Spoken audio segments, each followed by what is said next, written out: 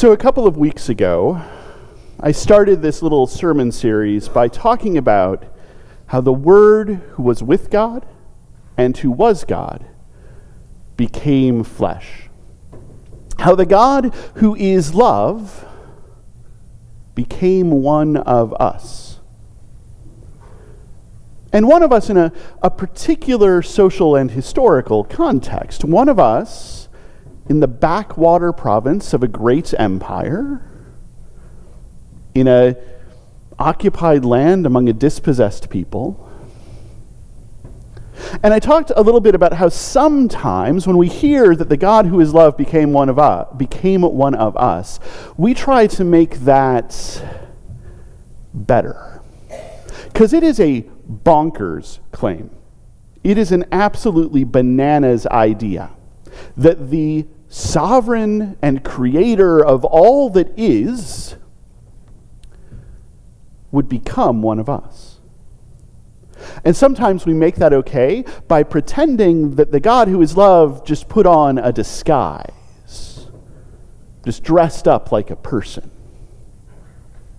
And we take out all of the kind of bad bits about being a person. And I told you that if we're going to take this bonkers idea seriously, then we need to take it seriously. We need to own that the God who is love became one of us. And in the person of Jesus Christ, we see the God who is love and humanity that is broken together all at once. And our story today is one of those stories that we often try to make better, but that we need to take seriously. So to catch you up, Jesus was born and grew up and went to John the Baptizer and was baptized. And the heavens opened, and the Spirit came down and said, "This is my Son, the beloved, in whom I am well pleased." And then grabbed Jesus and hauled him out to the wilderness, where he fasted for 40 days. This story appears in Mark and in Matthew and in Luke.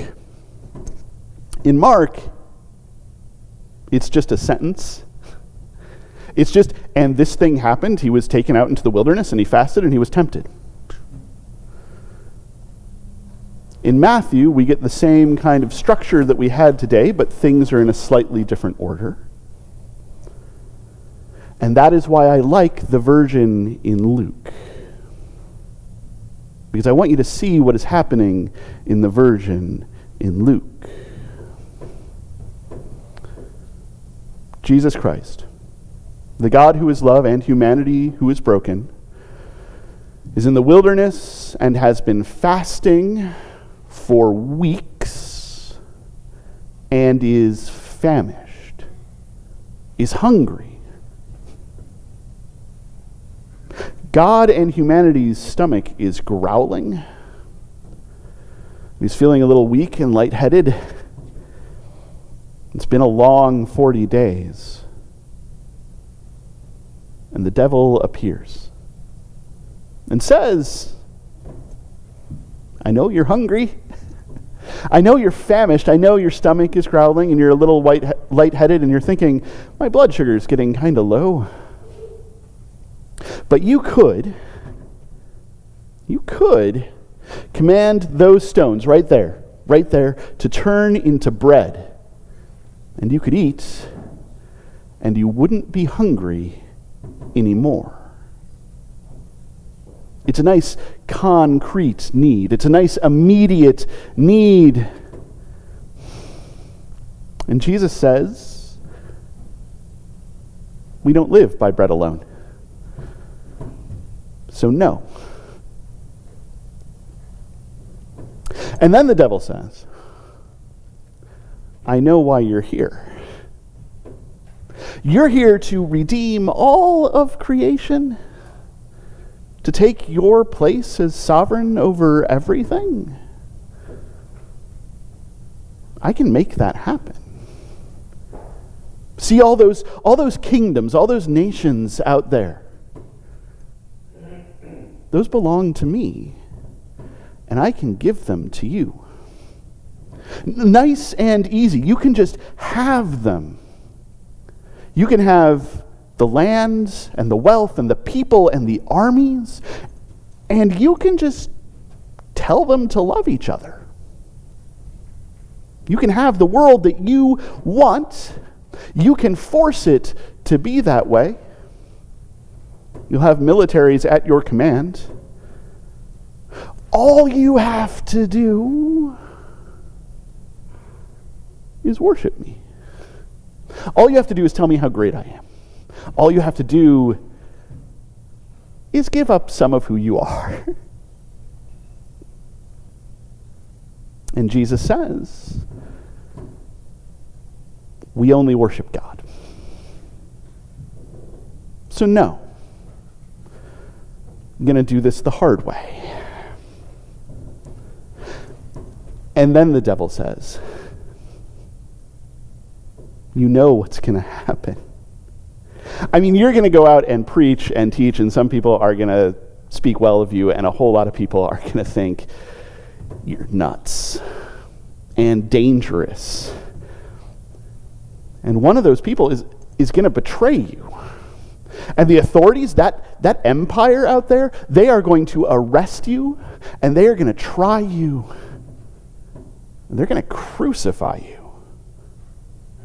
And I know that sounds like a metaphor, but in your case, it is not. They're going to put you on a cross. They're going to drive nails through your wrists. You're going to try to hold yourself up and not be able to. That weakness you feel right now from 40 days of fasting is nothing compared to what you will go through, and it will get harder to breathe, and you will gulp for air, and you will die. And it will hurt. But here we are, atop the pinnacle of the temple. You could throw yourself off of here, and angels would catch you. You wouldn't even stub your toe when you landed. You could do the weird superhero thing. The one knee looks like it should hurt. Turns out it doesn't. For you, it's okay. And if you can do that now, you can do that all the time. What you're going to go through does not have to hurt. Could be fine. And Jesus says, we're not going to put God to the test. We're going to do this the way that it is to be done. We're going to go through the whole thing. Now go away. We know what that is. Maybe the stakes haven't been as high for us, but we know what that is. There is not anybody in this room, there's not anybody watching the video, there's not anybody in the world who has not been tempted. Maybe not with the same things, but with the same offer. You could have what you want. You could take the easy way. All you have to do is give up some of who you are, and some of what you stand for, and some of what you think you believe. All you have to do is find the justification. All you have to do is say, it's just this one time. All you have to do is say, that's just the price of doing business. All you have to do is say, well, it's for the greater good. All you have to do is give up some of who you are and some of what you stand for.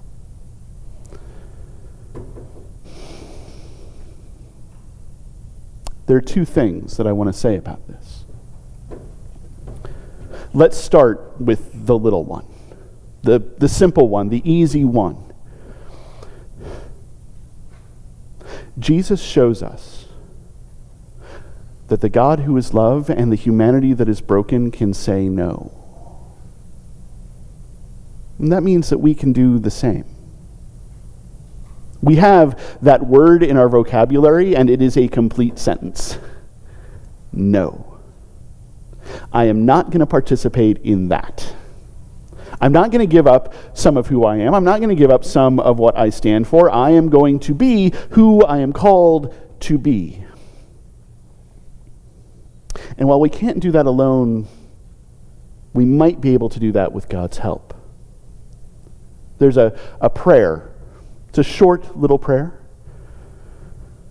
Lord, have mercy on me, a sinner.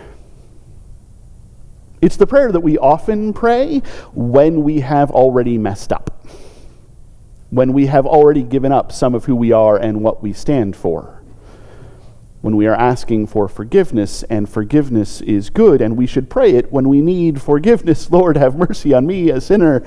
You know I need it. But it's also a prayer we can pray in the moment. In that moment right before. When we are looking at the thing that we want and thinking about the easy way and about to step into the thing that we should not step into, we can say, Lord, have mercy on me, a sinner. Strengthen me for this. Strengthen me for this and help me be the person who you are calling me to be. And that is maybe the beauty of that prayer. It comes before and after. I'm about to mess up. Have mercy on me. I am currently messing up. Have mercy on me.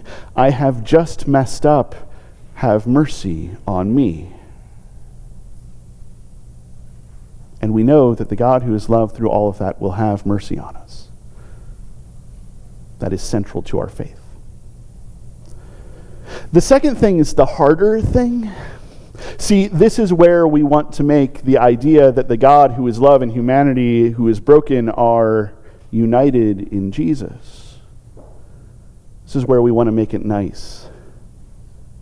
Because we want to say, Jesus can't possibly sin. That is not an option. That is impossible. God cannot go against God's self. Therefore, Jesus cannot possibly be tempted. It's never a real option. He's not going to turn those stones to bread. He's not going to take the kingdoms from the devil by worshiping him. He's not going to throw himself off the pinnacle. It's not real. It's not happening. It's just a little play acting in the wilderness where no one can see. But here's the thing.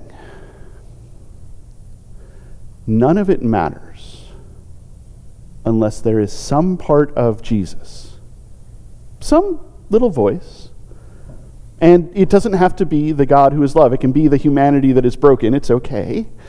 There has to be that little voice that is saying, I could do that. I am famished. I could turn those stones to bread. I'm here on a mission. I could take the easy way. I'm scared of what this will be and of feeling that abandonment. I could not be hurt. And there is in that an astonishing thing, an amazing piece of grace, something that I cannot begin to describe. By going through that, by standing on that same knife's edge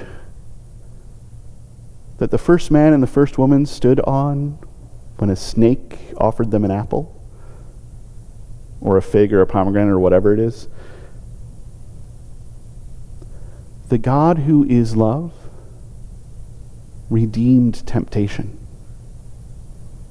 The God who is love knows what it is. The God who is love has been there, right where we stand in those moments where we are tempted to say yes to the things we know we should not say yes to. When we are tempted to say no to the things we know we should not say no to. When we are tempted to take that step and give up some of who we are and some of what we stand for. The God who is love knows what it is to be there. And knows what it is to say, let me be merciful with myself. Give me the strength to get through this, to say no, to come out the other side.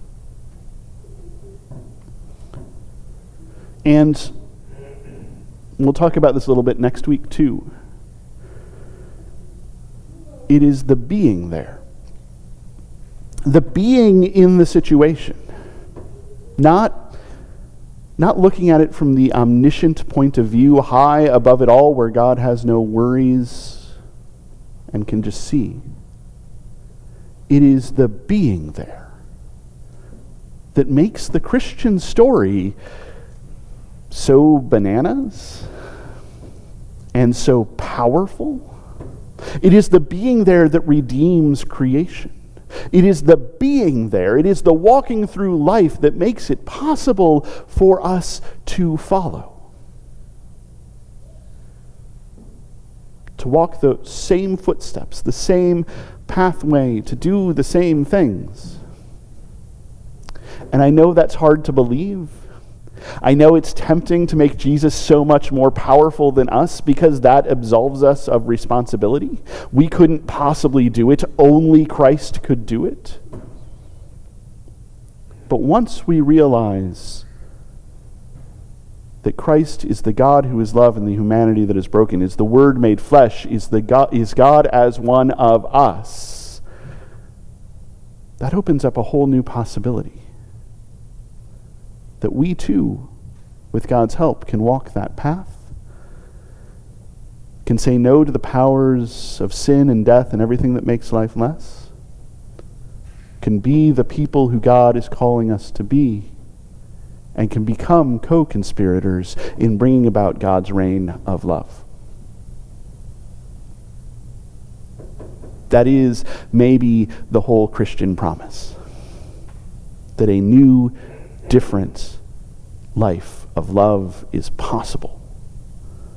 And God, in Christ, has shown us the way. And that is good news.